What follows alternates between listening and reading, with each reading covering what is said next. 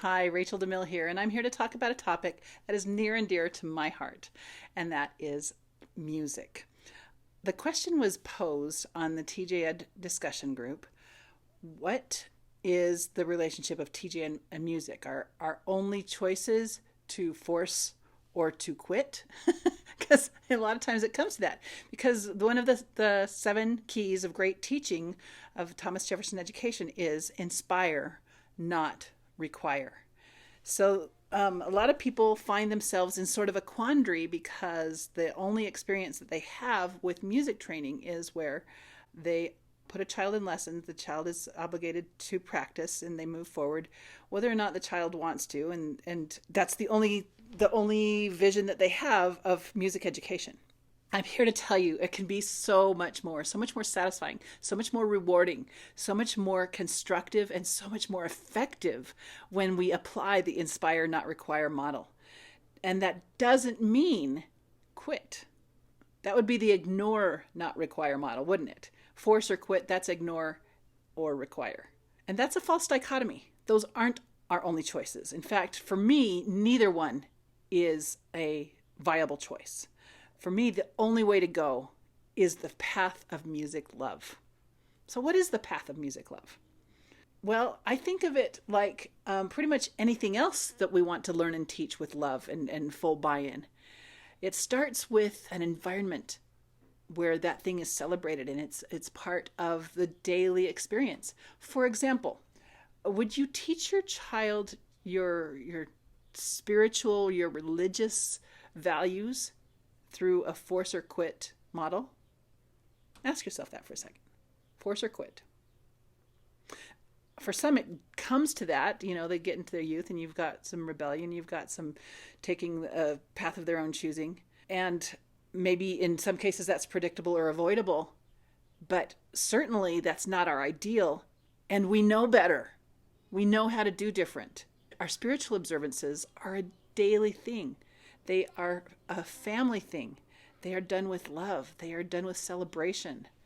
They are done through games and stories and through making connections. It's taught from a place of inspire, because you wouldn't want to force something as important as a moral education. It has to be, you have to have buy-in. You have to have a depth of understanding. You have to have the ability to apply those things abstractly so that when you don't learn these lessons by rote, they become a part of the fabric of your person, your integrity, the way you see the world, so that you can interpret things that you've never heard of in a moral context because you have a developed, mature understanding of the moral principles that you're grounded on. Now, this may seem obvious, but you can interchange other subject matter with the spiritual, which isn't to say that it has the same impact or the same import or the same whatever, but the process by which we teach and learn it can be in similitude of that moral education. That is, we want buy-in, we want a depth to it, we want it to impact the way that they see the world and the way they think of themselves, the way that they are. Music education can be this. And myself as a musician, that's what I want for my family.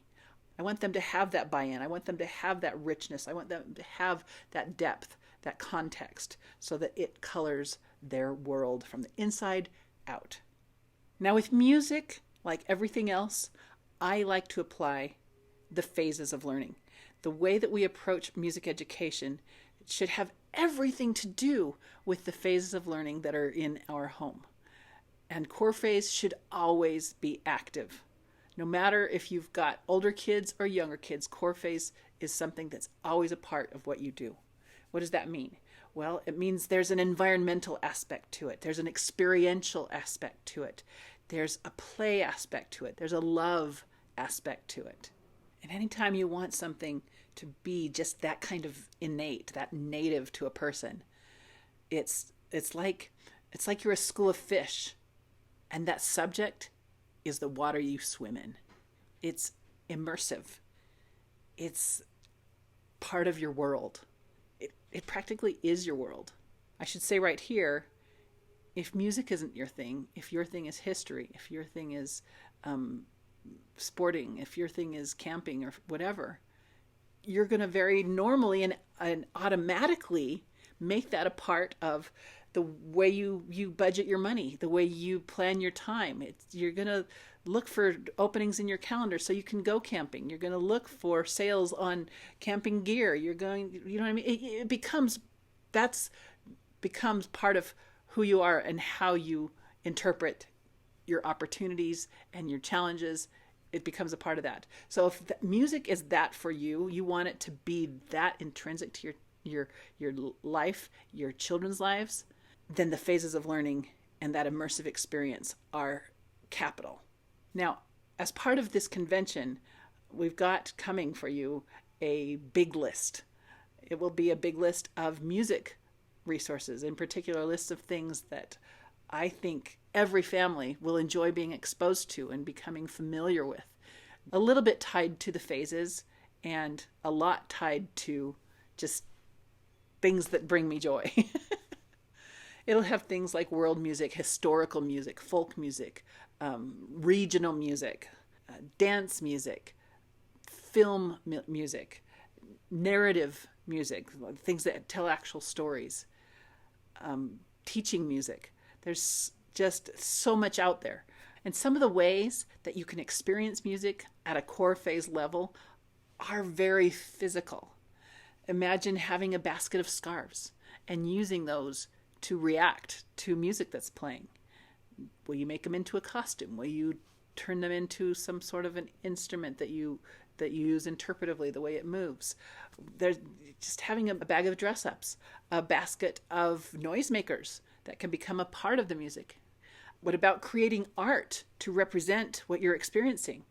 Does it feel abstract? Does it evoke color? Does it evoke texture or the movement of your lines? Does it make you think of a story? Are there animals represented in the instrumentation? Is there a love story? Is there a fighting story? What are you feeling? What is it telling you?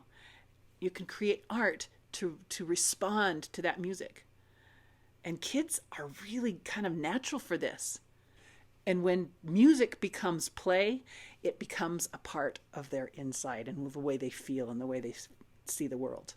That is sort of a primal reaction to what the music makes your body feel and your heart feel. But you can go beyond that into a place where the music tells stories. Things like Peter and the Wolf, Scheherazade, the Nutcracker, opera. Now, opera kind of gets a bad rap because it is sort of intense and it's very niche-y. The sounds are not familiar to most of us unless we have exposure to it. But little kids, everything's new to them. So opera isn't any more weird to them than, say, pop music, if they're exposed to it. I remember one time walking in on my little son, Freeborn, and I must have put on a YouTube video for him of an opera. Oh, I know what it was. I was curating This Week in History, our daily classroom and homeschool resources, and there was a reference to this opera. And so I clicked through for it and let him watch it. And a long time later, I went in and he's still watching this opera. And I'm like, did he fall asleep? What's happening in there? I go in there and I said, so what you doing? He said, oh, I'm watching this. And he starts telling me the story about this man. It is, I don't know what he said he was. He was a butcher, or he was a barber, or he was something. This is this man's profession. And that one there, that's his daughter. That daughter really likes this guy over here, but the butcher doesn't like him. And just, he goes to tell, and this was not in English. And even if it were, opera is kind of hard to understand until you get really comfortable with the rhythms and the cadences, right? But that didn't matter to him. He totally had it figured out. He knew what was happening in this story, and he was entranced by what was happening in this opera. And I thought that was so instructive to me, that he didn't know opera was dumb. He didn't know opera was for other people. He didn't know opera wasn't interesting. To him, it was a story, and it was cool. And he was perfectly adept at understanding what it had to say, even though it wasn't even in English. So sometimes music explicitly tells stories, and those are ideal for sharing with our children. Sometimes they phonically, without actual words or visible characters, are still telling us a story. And those ones, to me, are even more exciting because they're more sensus plenior. You get to kind of put your own spin on it. You get to say, this is what it means to me. Things like water music, things like the planets and the seasons, Copland's Rodeo or Gershwin's American in Paris. There's so much, and a lot of these have already been put into a visual medium. Like a lot of those have, like American in Paris. There's a classic video available of Gene Kelly with, I think it's Sid Charisse, dancing to this awesome phonic poem about this tourist and his exploits in Paris, and how he finds the girl, how he gets the girl, how he loses the girl. It's just a story in dance and music, and it's really kind of cool. And the sounds are so rich and modern and so fulfillingly complex. There's, of course, the Fantasia movies, which takes long beloved symphonic pieces and retells them with animation. Some of these I love, some of these I hate, but they're a resource, and there are really cool things like that out there. Learning the story behind the music, what led up to the composition, what was going on in that composer's life, what was going on in that land when this music came to be, what other pieces are of the same type or the same composer or the same historical period. You can follow these rabbit trails so many places. It's just like getting to know literature. It's just like getting to know the stories of mathematicians or scientists or inventors or artists. There's so much richness there to be had by making it personal, by getting into the stories that they tell and the story behind the story. Another way to make it really personal is to experience live performance. Wow, wow, wow, wow. Almost everybody loves this, where you can go to a recital or a concert. Our little town has a series of fine arts productions that comes through every fall and winter. And you can buy a season pass, and they have really great prices for students and for children because they're trying to cultivate, the up and coming market for their art. Because if kids don't fall in love with fine arts, guess what? There won't be any more traveling artists going around affording these concert tours. So most places that do this kind of thing are very excited to work with school groups, with homeschool groups, with children's passes, and so forth. And they even a lot of times will have matinee performances that are specifically designed for children to come experience, where it's okay if a baby's noisy and it's okay if a kid raises his hand, and they show how the instrument works and they tell stories about how they became a musician. Those are such priceless experiences. You could learn of someone who is an actual musician in your area and maybe invite them to come to your home and talk about their art. Maybe have other homeschoolers join you, other families, other neighbors join you in this experience. And there's more than just performing artists. There's technical artists who, for example, just like 4 houses away from us, there's a man who's a luthier. I'm right now trying to decide if I should tell you what that means. Why don't you go look up luthier, Luthier.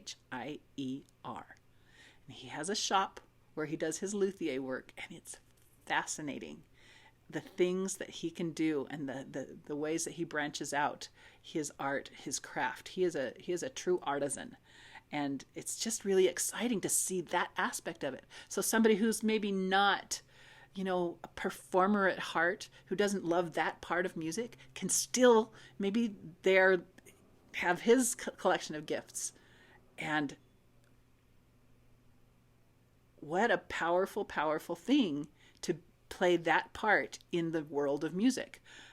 There are people, like there's another man who lives in our town. He actually owns a pawn shop where they sell and buy and sell used stuff. And he is a piano tuner. His dad was a composer and a university professor. His mom was a composer and a university professor. And he's a great performer, but that's not his love. He wants to be an entrepreneur.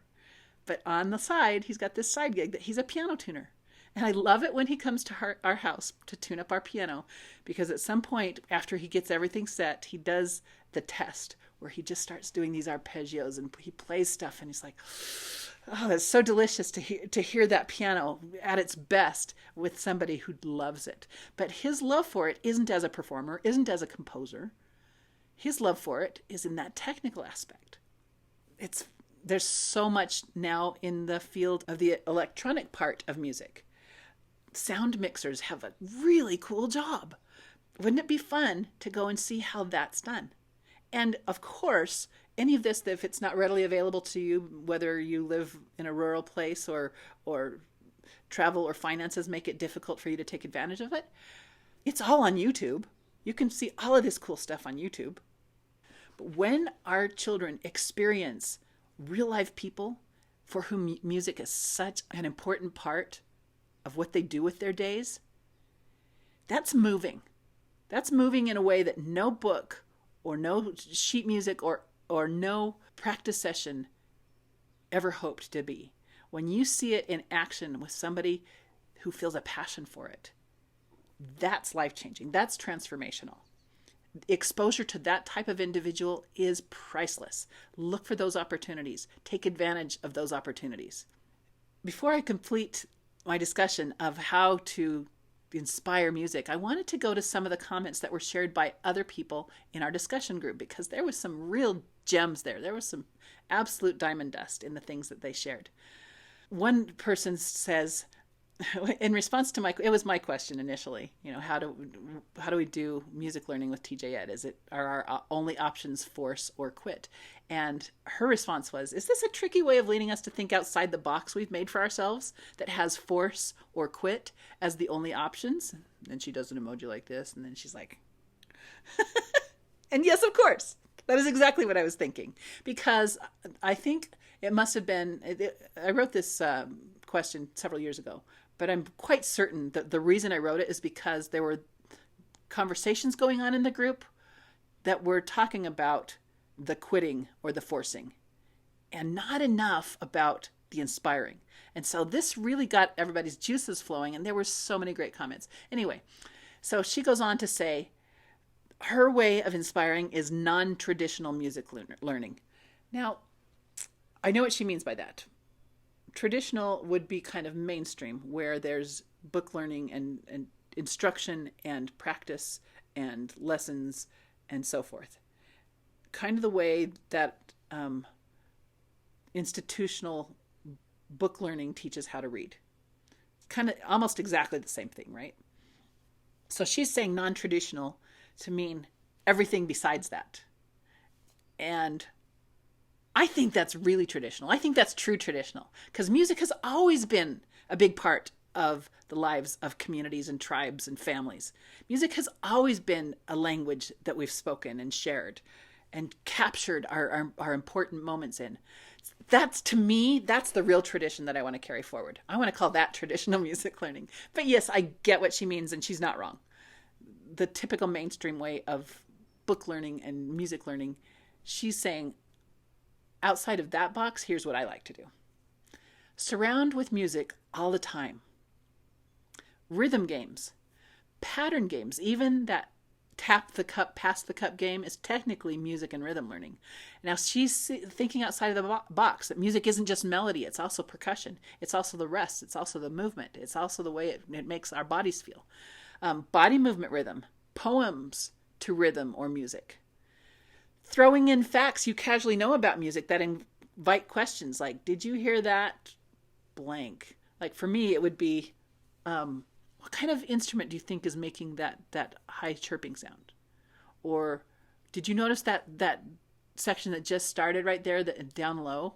What is that? Those are the kinds of things I like to ask. Well, that sounded like a bassoon, baritone, whatever.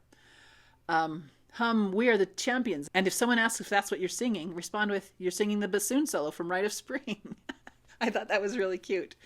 etc. Sing variations like harmony or different dynamics or different styles in church or in public places when you're doing a birthday song or a national anthem or singing hymns. She says, I casually took piano lessons through my childhood, but really buckled down in scholar phase. Partly because I loved it. Partly because the rule was if you were practicing your instrument, you weren't required to help prep or clean up dinner. External motivation worked for me. See that right there? That's really clever. That actually happened in my home too. When I was playing the piano, I was not called upon to do household chores. Now, I don't know if that's appropriate on every level or as a blanket statement, but I think there's some real power in that. And we've certainly used that for our academic studies. The scholars in our home get certain privileges and waivers when they are doing their scholar studies. Of course, they have other obligations, and that they have to be keeping up with those things in order to be granted the privileges as a scholar. But by the same token, you can have those scholarly type behaviors in music that qualify you for certain dismissals and waivers. I think that's a great idea. Another one of our TJEd friends said, I've been a music teacher for 20 years, but I haven't succeeded in teaching my own kids. I can relate to that. I try to teach by modeling. I have a music room with instruments at kid level. I play as often as I can. I let the kids experiment, as noisy as it is, whenever and however they like. If they ask a question, I'll answer it. If I think I can slide in a mini lesson, I will. This has eased the pressure immensely. My oldest plays drums in a band with no lessons. My 7-year-old composes songs by writing lyrics, and then I scribe the notes she sings. My 11-year-old boy and my 9-year-old boy alternate between drums and piano and trumpet. It would seem to me that her interest is that these kids speak the native language of music, and she's not particularly concerned about a certain level of proficiency. That's a valid choice for her family or for whoever wants that. Here's another one. We have a music teacher come to our house bi-weekly. He has us do songs together. Littles even strum guitar or drum percussion instruments. Whatever. Then he teaches individuals a short bit, whoever wants to. Then I learn with whatever time is left. I'm learning piano, guitar, ukulele, violin, drums. All the kids' instruments. If they aren't going to learn them, then I will. He is there an hour and I have 5 kids. They are all learning, but I am learning a ton too. I do have one middle child I bribe with reward if he does music because I know it motivates him specifically, where the others don't need it. So again, she gives external incentives in this situation for one particular child because that is what works for her and she's the expert on her kids. I love the way she's doing these music lessons. We actually did that same thing at one point where we had this really great college student that was highly proficient at the piano and a really well-educated musician. And she understood TJEd. She came from a homeschool family that had used TJEd, and she prized the phases of learning. So she taught our kids in that context through music love. She told stories. She had them listen to things. She'd take them to the keyboard and let them experiment with things, showed them chords, showed them how melodies were built. And it was all just very phase appropriate when my kids were in core phase and just starting in love of learning phase. Worked beautifully. And because it was just like this lady, just sort of 1, maybe 2 lesson periods, I didn't have to pay for every single child and feel like it had to justify its existence because they practiced a certain amount. It wasn't designed that way. It was built to create the innate love of language and a deeper understanding of that language of music. Another one of our TJEd friends says, my son has a natural ability to play by ear. He has self-taught for many years. I put him in lessons around 8 years old, and he stopped playing because he felt forced to play what the teacher wanted him to play. It took about 6 months for him to start playing again. He's now 12 and ready to submit to a teacher and learn how to read notes so he can progress further. He's doing it now because he wants to. I think that's a huge factor. Do our kids want to play, or do we want them to play? I have 2 girls that have self-taught guitar and ukulele. If they want it, they will work for it. We inspire by listening to music, and I sing. So this was kind of I feel like there's a lot more to this story. She sort of threw in the end, we inspire by listening to music. I bet she could say a lot on what she does to inspire by listening to music and what she does to inspire by singing. I want to focus here for a second on what she said about having an 8-year-old in lessons. I think the fact that he had the natural ability to play by ear probably led her to put him in lessons early. And I liken this to taking the earliest opportunity to teach our kids all things academic. Now, there's core phase lessons, there's love of learning lessons, and those don't necessarily have to be formal or paid by an outside mentor. Most of us can really well do that ourselves in the home. And it's also appropriate, as did this previous person and as we did, to seek an outside mentor who can be a part of that, exposure to a great musician experience where they make a little bit of side money, and our kids get this great opportunity to rub shoulders with someone who loves music and who makes it a part of their profession. But in this case, she had this 8-year-old who got put in traditional lessons, the book learning kind of lessons, and it really shut down his love of learning. It got to where music was a drudgery for him. Now, what are her choices? Force or quit? She picked Inspire. And she didn't quit music with him. They upgraded to the Inspire version. So the idea of there's some moral question about whether or not you're allowed to quit lessons, I wish we could dispel that. I wish we could reframe that to say, I'm trading up. If lessons are not the right thing for this child, this isn't about quitting. This is about trading up to the Inspire model. So it would be akin to switching teachers. If your teacher moved away or you found one that was perfectly suited to your child and you just said, okay, I'm doing this instead. That's exactly what it is. You're not giving up music. You're not quitting music. You're upgrading your music education to the Inspire level, because this 8-year-old doesn't need the moral obligation to stick with that teacher. What he needs is to love music, because there's no intrinsic wrong with moving on from the teacher. But there is a real tragedy if staying with that teacher, or not because that teacher was bad, but because the timing wasn't ideal for him to be in that type of lesson. Probably, as mentioned, that could have been a great teacher for him once he was more mature and ready for that type of mentoring, which typically kicks in around scholar phase. Again, that doesn't mean there can't be lessons prior to scholar phase, but they need to be phase appropriate lessons. The kind of traditional book learning type lessons can be ideal in scholar phase if you have laid the right foundation with core and love of learning. Even a scholar will quit if it kills their love of learning, if the lessons stink and they haven't got a good foundation of core and love of learning. So here's another one who has kind of a relaxed approach. She says, I found with music, my kids ebb and flow. I just want to say, I like the sound of that, because for most of us, music is not the most important language we want our kids to speak. It's one of the things that we want to expose them to. And so the idea of cresting on music for a time and then cresting on math for a time, for me, has been a really great rhythm in our family.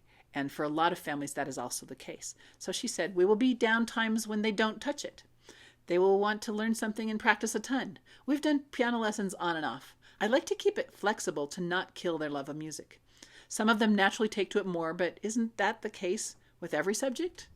Really good point. Some of them will take to it more.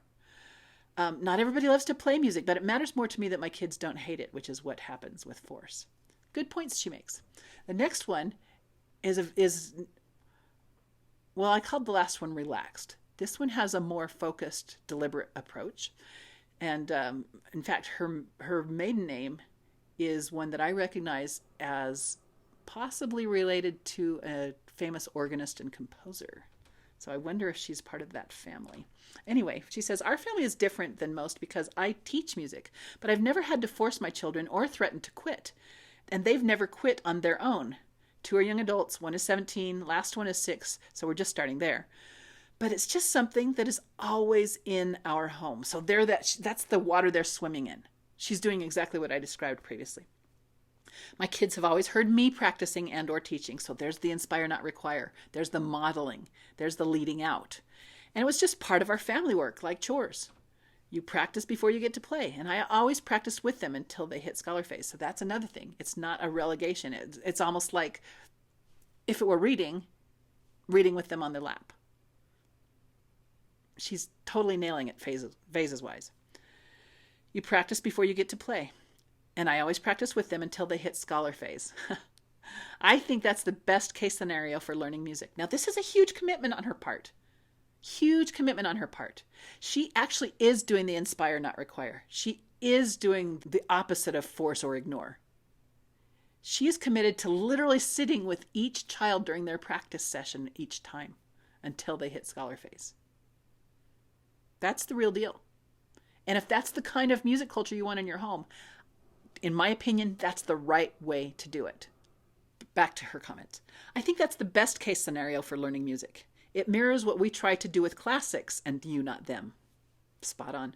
Not every family is going to be in that position. Each family needs to decide if they're willing to go that far. My older kids have each felt like music was a part of their personal missions, and they have all pursued it to high levels in different ways. We love to play together.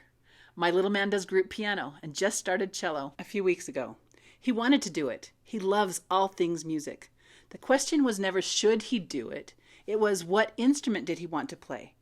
He's not easy to practice with, but just like the older kids, there's an expectation that we would do it every day, so we find ways to motivate him. Stickers, charts, Skittles. We're heading out for ice cream tonight because he finished a chart for playing hot cross buns 50 times. Whatever works. So here's another comment that I thought was really valuable to include because it addresses a sentiment that is pretty compelling.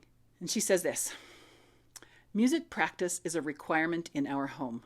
My husband and I were both allowed to quit playing instruments and regret it. I hear that often. And that's a really important point.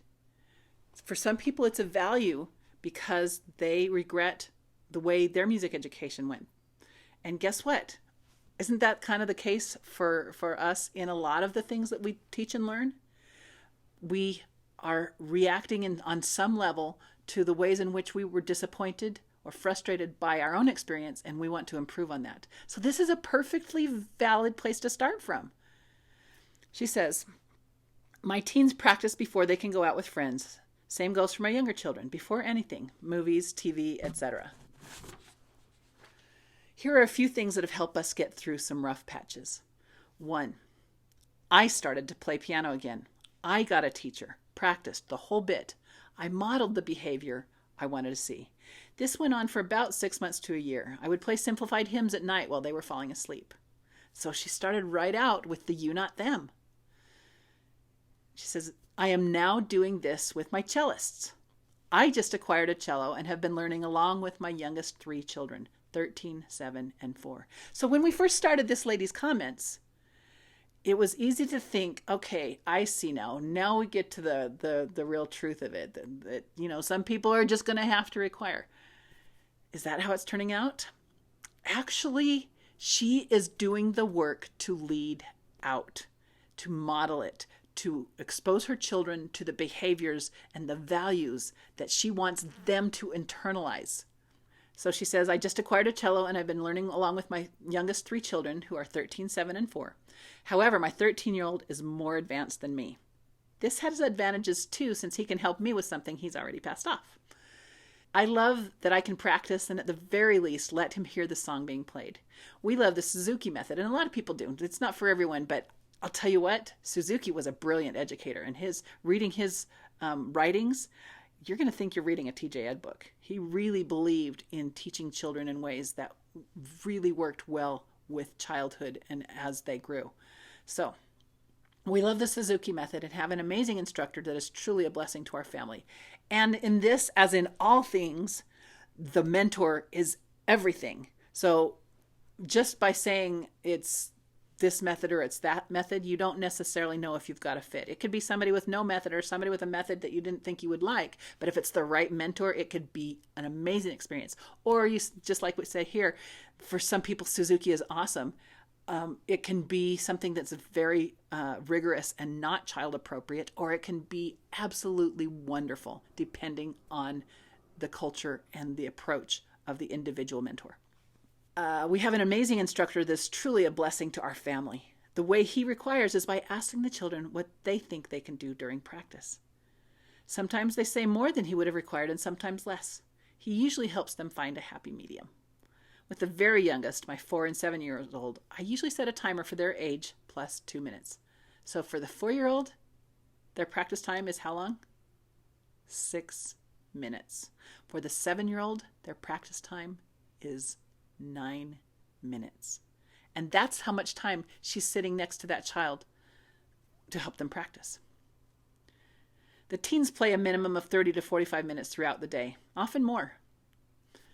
Second point. First point was that she started to play and led out with that and having the right mentors. Number 2, with my pianist, I allowed them to choose a song or a book of songs that weren't lesson books. There's a ton online. They were so thrilled to be playing something that they were invested in that they played like mad. My daughter chose Pride and Prejudice book, and my son chose something from the Piano Guys. These choices were over their skill level, but they both memorized one song out of their books, and it was a real confidence booster. I didn't have to require any practicing for a while. It just spontaneously happened. They are now 17 and 15, and music is such a part of their life that they can't imagine not playing. We also take advantage of music camps in the summer. They provide a good boost for a few months. It's hard. Sometimes we don't feel like practicing. I totally get it, and I've let my children fall flat on their faces at lessons too when they've barely practiced a week. The youngest two have yet to experience this, though. They're too young. I love her approach. She starts out by saying, we were allowed to quit and we really regret it. So we decided the music education is a requirement in her home. But what does she mean by requirement? She's requiring herself to lead out, to find the right teacher, to find the right inspiration, and to do things that are developmentally harmonious with their children's phases. That's what she means by requiring music education. I'm there for that. So all in all, let me just say, music is a great thing for us to take as a part of our great conversation with the past and with the present and with the future. It's something that we can share with our children. It's something that if it's not a value for you and your family, good for you. That's fine. And if it is a value for your family, decide what else has to give so that you can give this the appropriate level of commitment to do it in a way that becomes more than just basic literacy, but actually changes the hearts, minds, and approach and vision of the child. It's worth it.